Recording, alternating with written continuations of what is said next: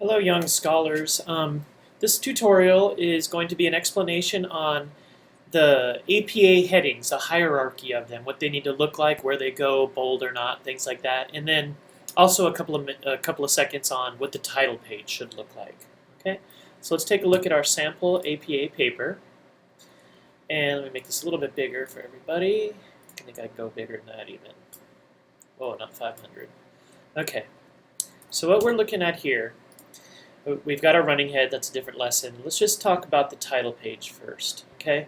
The title page is very simple. So put the title of your paper, your name, university. A lot of people will put a date in there, and I think that's appropriate as well. But this is it. Don't get crazy, don't get too super creative. Title of your paper, your name, university, and date if you wanted to, okay? And that's your title page, that's it. And remember, everything is double spaced.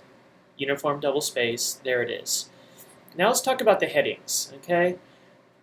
Before we get into specific headings, look at what I'll call standalone headings or title headings.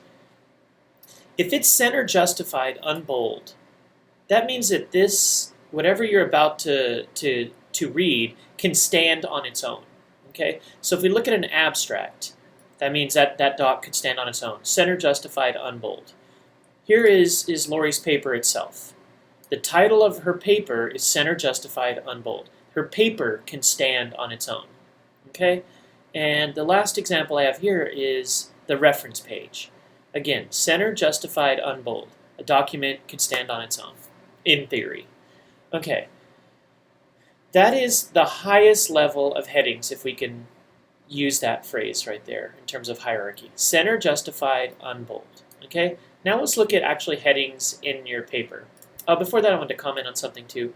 I think it's a good writing technique, instead of ever to use the header introduction, unless you're actually doing a master's thesis or a dissertation, just put the title of your paper. Okay, you've got your title page done, and the abstract again, if that's required or not. But let's say your abstract's not required. You've got your title page. You go to your text. We don't need to write the word introduction here. Just write your title. Okay, so we know that's the introduction.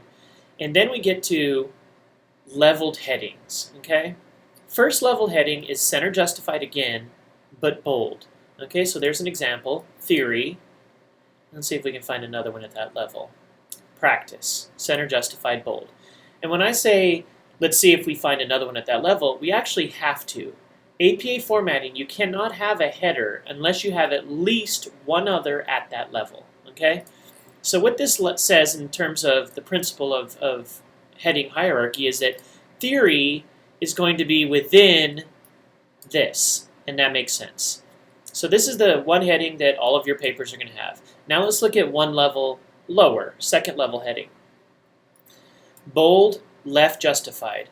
So what we're saying here is that internal considerations is a part of theory, which is a part of your paper. Okay? Left justified.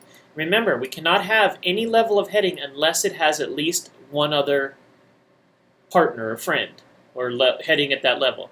So we've got internal considerations, we're probably going to have external considerations. Again, left justified, bold.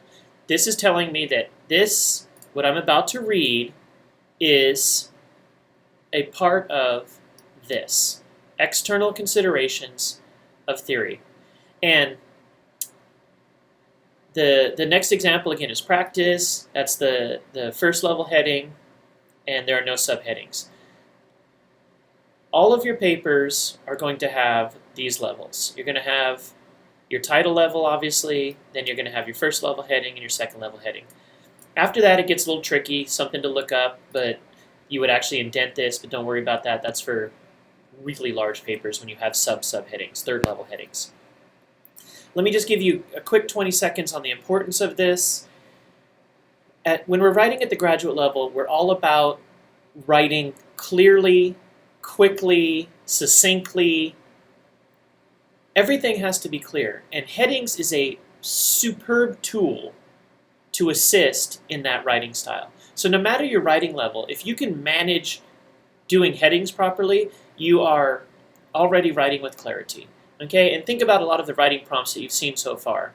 Usually, the excuse me, faculty will organize a paper through the writing prompt. Like for example, this writing prompt might have been, please give me the internal and external considerations and the theoretical components of collaborative group work, as well as some of the practical applications. So that faculty member organized the paper for you in the prompt, and that's what it would look like. So faculty wants me to talk about theories, they want me to talk about internal and external considerations in the theories, and then they wanted me to talk about practical applications. And then I could break that up too. Let's say I did practical applications, and then I talked about maybe in schools, and then maybe in the field. So again, that would be, that header would look, if, let's pretend that I'm just doing this. So now I want to do practice in schools. I would do schools, and that would be bold.